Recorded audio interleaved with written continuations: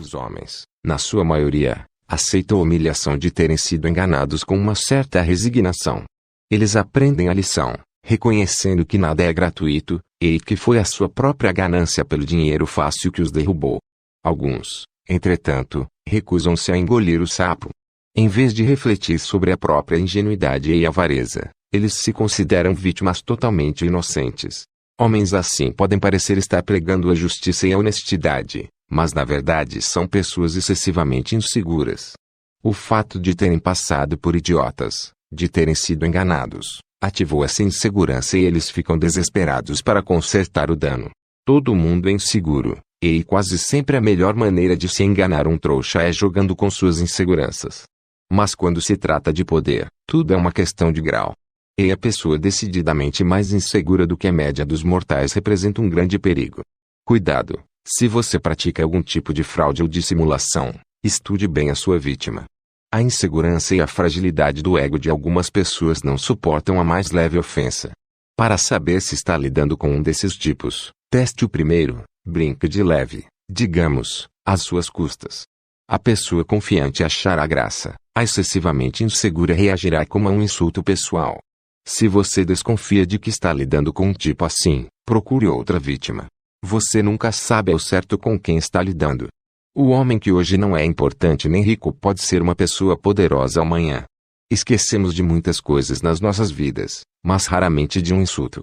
Saber avaliar as pessoas e conhecer com quem você está lidando é o mais importante para conquistar e manter o poder. Sem essa habilidade você fica cego, não só ofenderá as pessoas erradas, como escolherá para trabalhar os tipos errados, e pensará que está elogiando as pessoas quando na verdade as está insultando. Antes de iniciar qualquer movimento, avalie a sua vítima ou adversário em potencial. Do contrário, estará desperdiçando seu tempo e criando mal-entendidos. Estude as fraquezas das pessoas, as brechas nas suas armaduras, as suas áreas de orgulho e insegurança.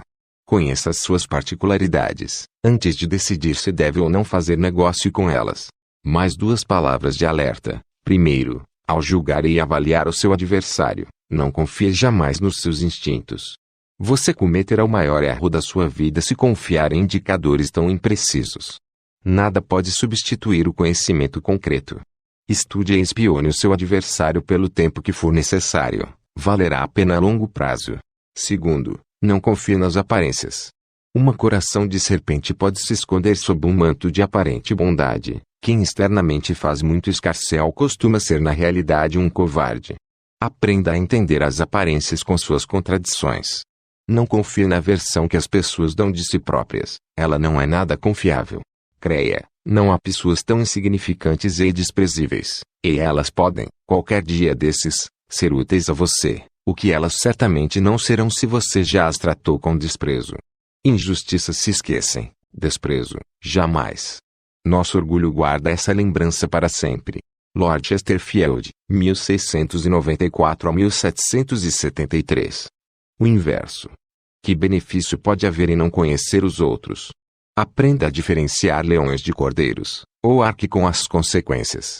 Obedeça totalmente a esta lei, ela não tem inverso, nem se preocupe em procurar. Lei 20. Não se comprometa com ninguém.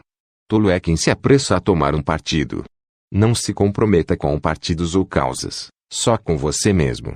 Mantendo-se independente, você domina os outros, colocando as pessoas umas contra as outras, fazendo com que sigam você.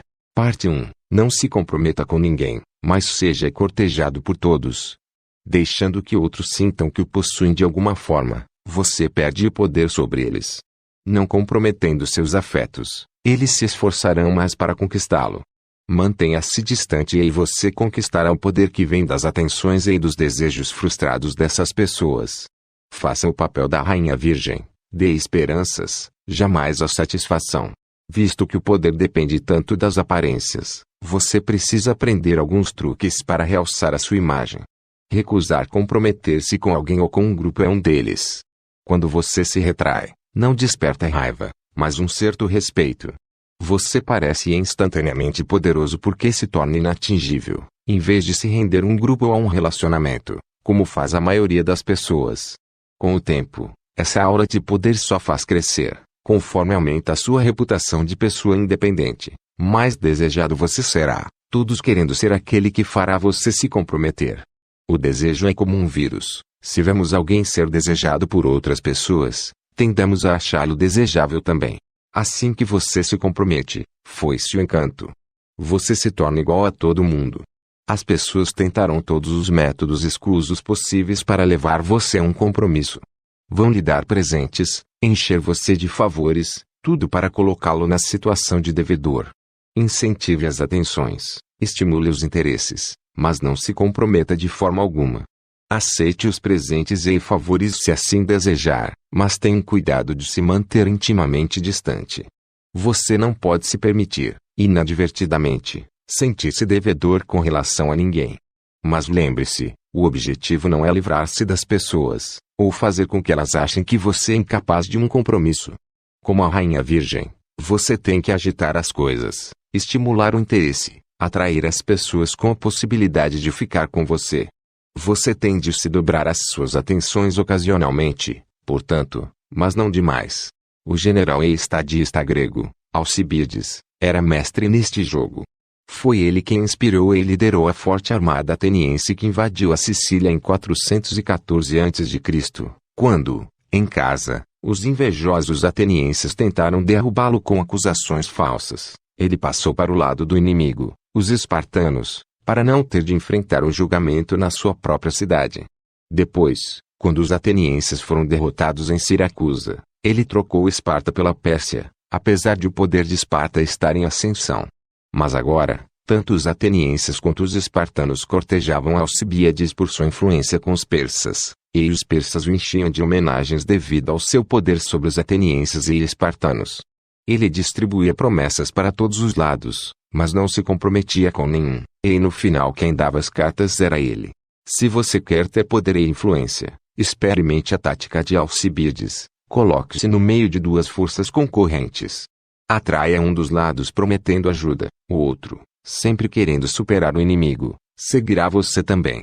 Enquanto os dois disputam a sua atenção, você se torna logo uma pessoa que parece muito desejada e de grande influência. Você terá mais poder assim do que se comprometendo precipitadamente com um dos lados. Para aperfeiçoar a sua tática, você tem de se manter intimamente livre de envolvimentos emocionais, e ver todos a seu redor como peões para sua ascensão. Você não pode se permitir servir de lacaio de nenhuma causa. No meio das eleições presidenciais nos Estados Unidos, em 1968, Henry Kissinger telefonou para a equipe de Richard Nixon. Kissinger se aliara a Nelson Rockefeller, que tinha falhado na sua tentativa de ser indicado pelo Partido Republicano. Agora Rockefeller estava oferecendo à campanha de Nixon informações privilegiadas de grande valor sobre as negociações para a paz no Vietnã, que estavam sendo realizadas em Paris. Ele tinha um homem no grupo de negociadores que o mantinha informado sobre os últimos acontecimentos. A equipe de Nixon aceitou com prazer a oferta. Ao mesmo tempo, entretanto, Kissinger também abordou o candidato dos democratas, Hubert Humphrey, e ofereceu a sua ajuda. O pessoal de Humphrey lhe pediu informações confidenciais sobre Nixon, e ele deu. Veja, disse Kissinger ao pessoal de Humphrey, há anos que detesto Nixon. De fato, ele não tinha interesse em nenhum dos dois lados. O que ele queria na verdade foi o que conseguiu, a promessa de um posto de alto nível no ministério, tanto de Nixon quanto de Humphrey. Não importando qual dos dois vencesse nas eleições, a carreira de Kissinger estava garantida. O vencedor, claro, foi Nixon, e Kissinger teve o seu cargo no ministério. Mesmo assim, ele teve o cuidado de não se parecer demais com um homem de Nixon. Quando ele foi reeleito, em 1972, homens muito mais fiéis do que Kissinger foram despedidos. Kissinger foi também o único alto funcionário do governo Nixon que sobreviveu ao Watergate e serviu ao presidente seguinte, Gerald Ford. Mantendo uma ligeira distância, ele prosperou em épocas turbulentas. Quem usa essa estratégia com frequência nota um estranho fenômeno: as pessoas que correm para apoiar os outros tendem a ser pouco respeitadas, pois sua ajuda é obtida com muita facilidade, enquanto as que se retraem se veem cercadas de pedintes. O distanciamento delas é poderoso, e todos as querem ao seu lado. Picasso, passados os primeiros anos de pobreza e já o artista de maior sucesso no mundo, Não se comprometeu com este ou aquele marchand, embora o cercassem por todos os lados com ofertas atraentes e promessas formidáveis. Você está na Polar Audiobooks. Nos siga nas redes sociais. @Polar Audiobooks. Pelo contrário, ele parecia não se interessar por seus serviços. Esta técnica deixava os marchantes loucos, e enquanto disputavam o preço das suas obras subia. Quando Henry Kissinger, como secretário de Estado dos Estados Unidos, quis relaxar a tensão com a Rússia, não fez concessões nem gestos conciliatórios, mas cortejou a China. Isto enfureceu e até assustou os soviéticos. Eles já estavam politicamente isolados e temiam ficar ainda mais se os Estados Unidos e a China se unissem. O movimento de Kissinger os empurrou para a mesa de negociações. A tática tem um paralelo na sedução. Se quiser conquistar uma mulher, aconselha Stendhal, seduza primeiro a irmã dela. Mantenha-se distante e as pessoas se aproximarão de você. Será um desafio para elas conquistar o seu afeto. Desde que você imite a sábia rainha virgem e mantenha acesas as esperanças, estará sempre atraindo o interesse e o desejo. Não se comprometa com ninguém nem com coisa alguma, pois isso é ser escravo, escravo de todos os homens. Principalmente, mantenha-se livre de compromissos e obrigações. Esses são artifícios do outro para mantê-lo em seu poder. Balthazar Gracian, 1601 a 1658. Homens espertos são lentos no agir, pois é mais fácil evitar compromissos do que se sair bem de um deles. Nessas ocasiões teste o seu bom senso, é mais seguro evitá-los do que sair vitorioso de um deles.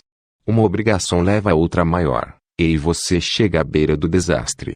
Balthazar Gracian 1601 a 1658.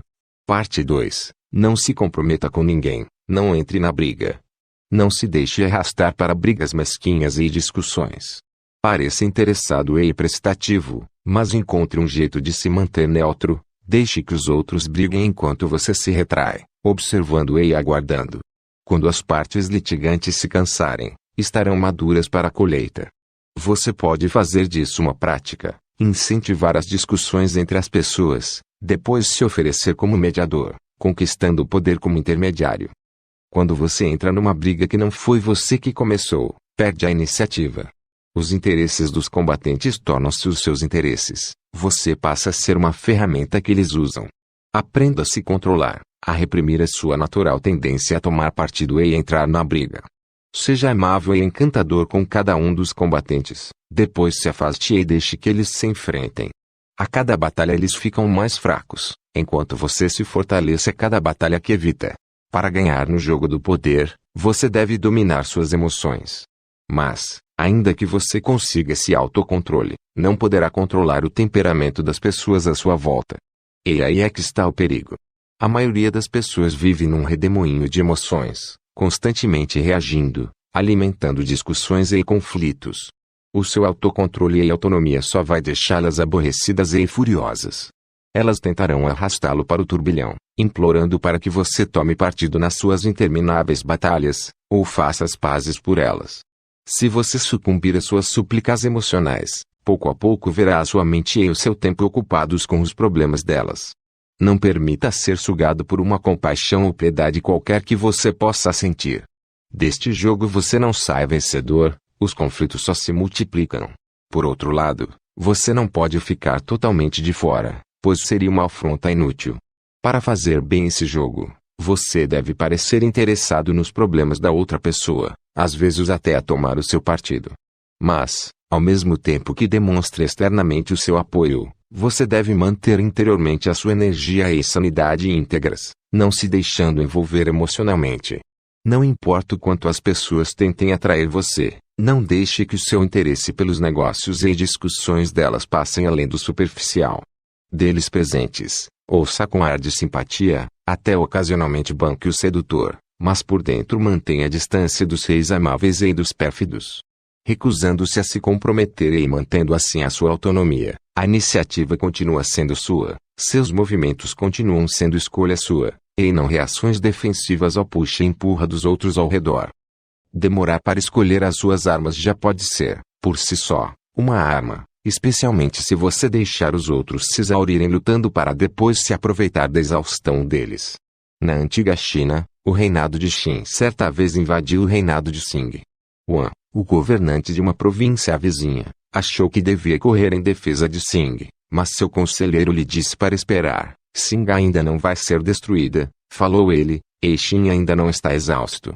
Se Qin não está exausto, nós não podemos influenciar muita coisa.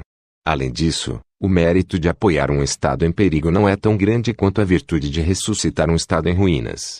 O argumento do conselheiro venceu e, como ele tinha previsto, Yuan mais tarde teve a glória de salvar Qing à beira da destruição e depois de conquistar um Qin exausto. Ele ficou de fora da briga até que as forças envolvidas nela se exauriram mutuamente, quando foi seguro para ele intervir. Esta é a vantagem de se manter longe da confusão. Você ganha tempo para se posicionar, para se aproveitar da situação assim que uma das partes começar a perder. Você também pode levar o jogo um pouco mais adiante, prometendo apoio a ambos os lados num conflito enquanto manobra para ser você a levar vantagem na luta. Foi isso que Castruccio Castracani, governante da cidade italiana de Lucca, no século XIV, fez quando tinha seus planos para a cidade de Pistoia. Um cerco seria muito caro, em termos de vidas e dinheiro, mas Castruccio sabia que em Pistoia existiam duas facções, os negros e os brancos, que se odiavam.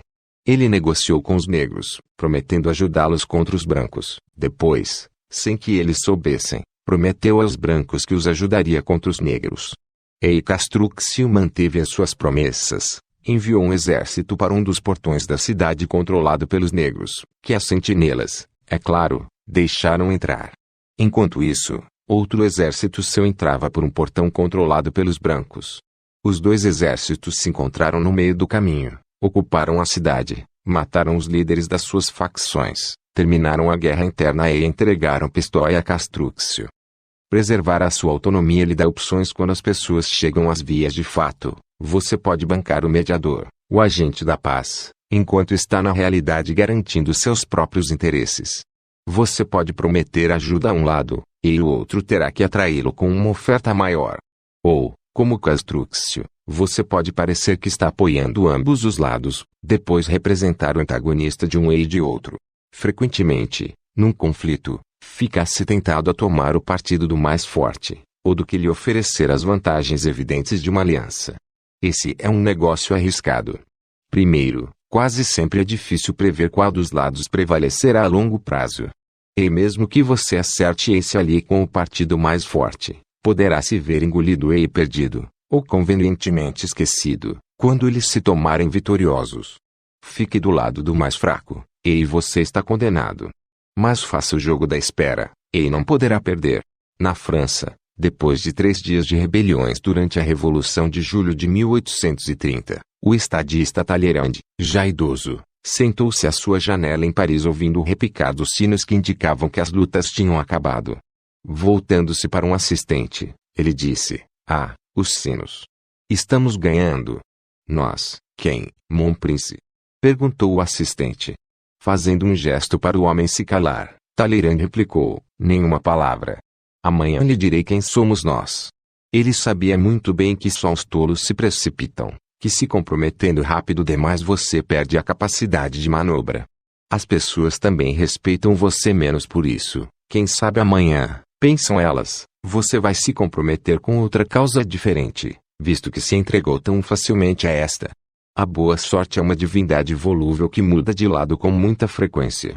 O compromisso com uma das partes tira de você a vantagem do tempo e o luxo da espera.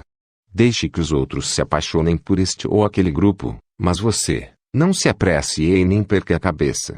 Finalmente, há ocasiões em que é mais sensato abandonar qualquer pretensão de parecer prestativo alardeando, pelo contrário, a sua independência e autoconfiança. A atitude aristocrática e independente é importantíssima para quem precisa conquistar o respeito. George Washington reconheceu isso no seu esforço para dar à jovem República Americana uma base firme.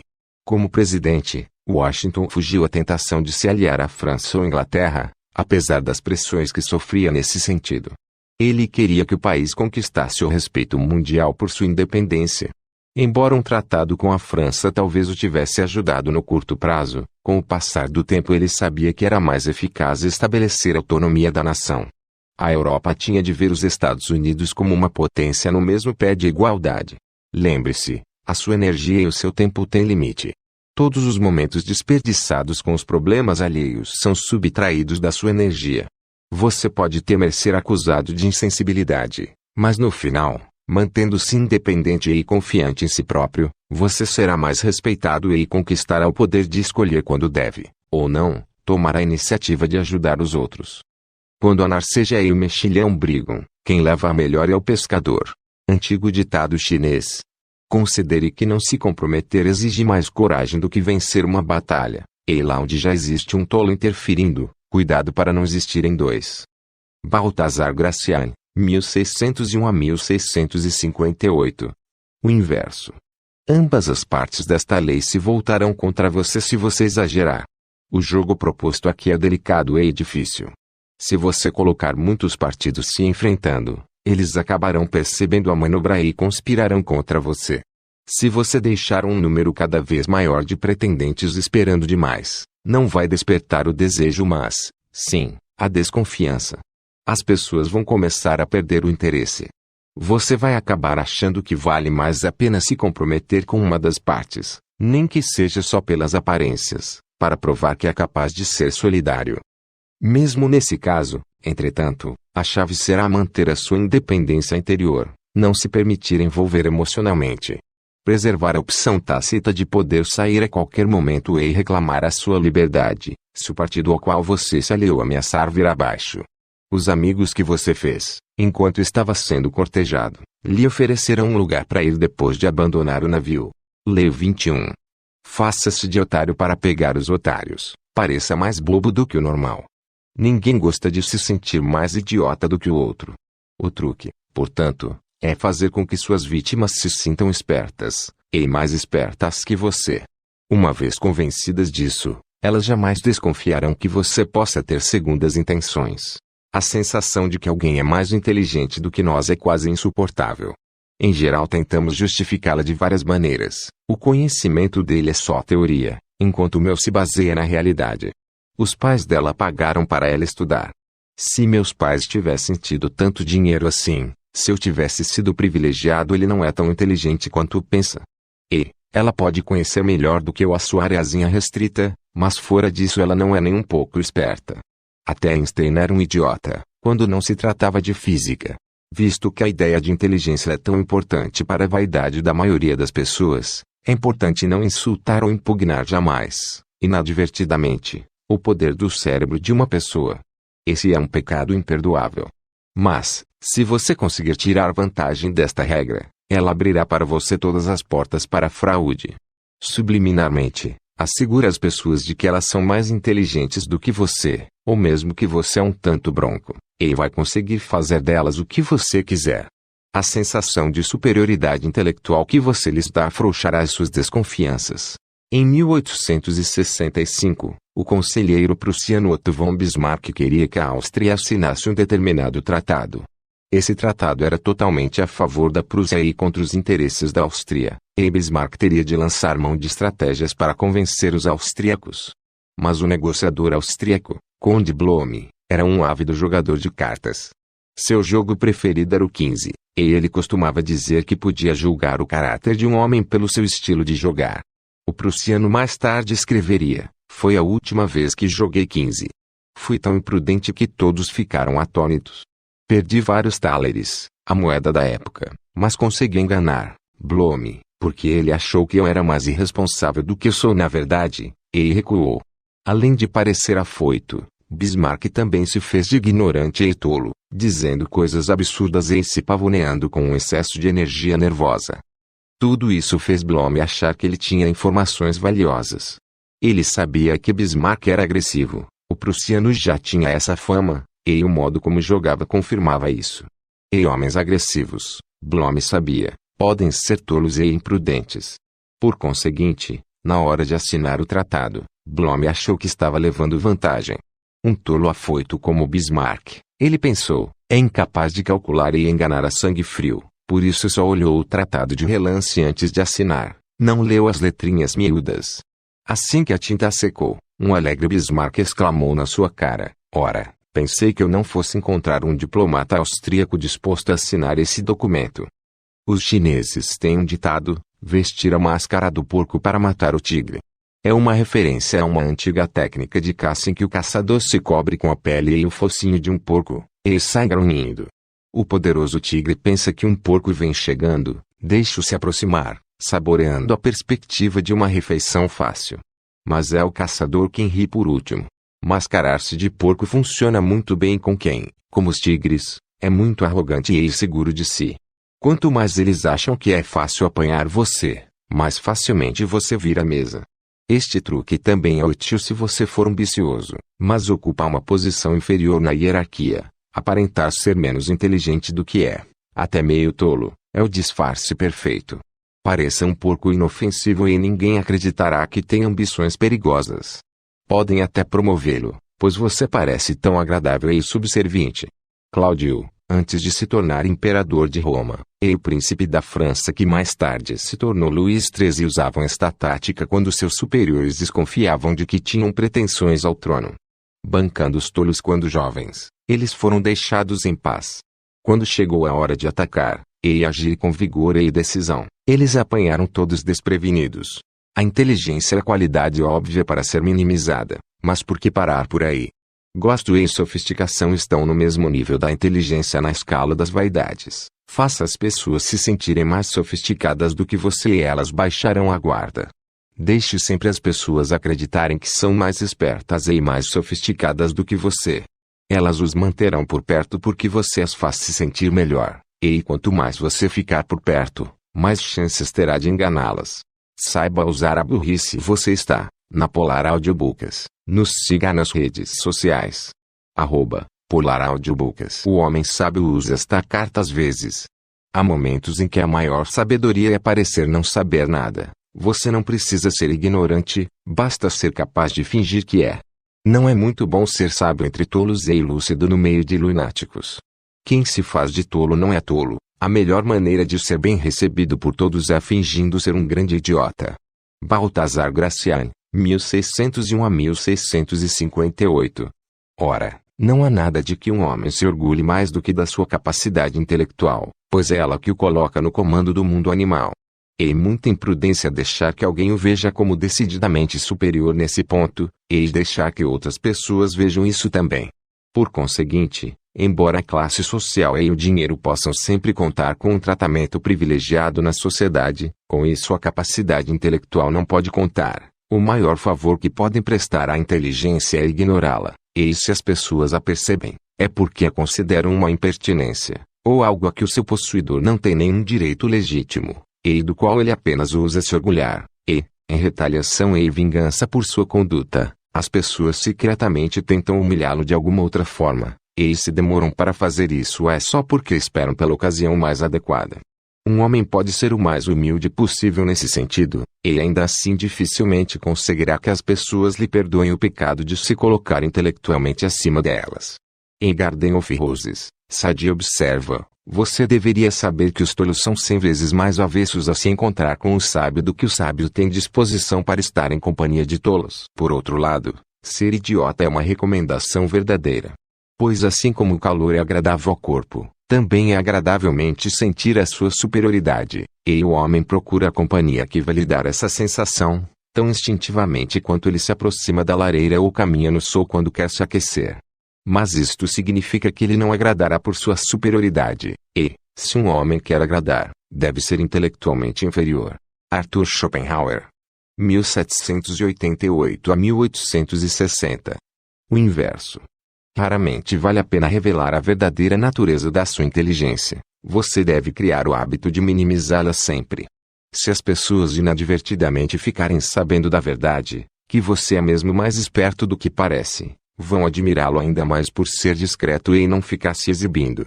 No início da sua ascensão, é claro, você não pode bancar o idiota. É bom deixar que seus chefes saibam, sutilmente, que você é mais esperto do que os seus concorrentes. À medida que você for subindo, entretanto, tente brilhar menos. Existe, no entanto, uma situação em que vale a pena fazer o contrário quando você pode encobrir uma trapaça demonstrando inteligência.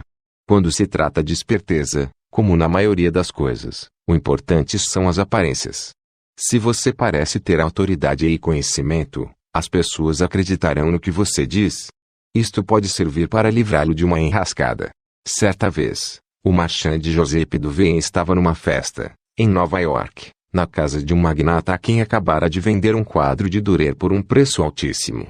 Um dos convidados era um jovem crítico de arte francês que parecia extremamente culto e seguro de si. Querendo impressioná-lo, a filha do magnata lhe mostrou o Durer, que ainda não estava pendurado na parede. O crítico estudou alguns minutos, depois disse: "Sabe, não acho que isto seja um Durer." Ele seguiu a jovem quando ela foi correndo contar para o pai: "Sabe, meu jovem, que pelo menos uns 20 especialistas em arte, aqui e na Europa, foram consultados também e disseram que o quadro não é autêntico. E agora você cometeu o mesmo engano." O seu tom confiante e o ar de autoridade intimidaram o francês, que se desculpou pelo erro.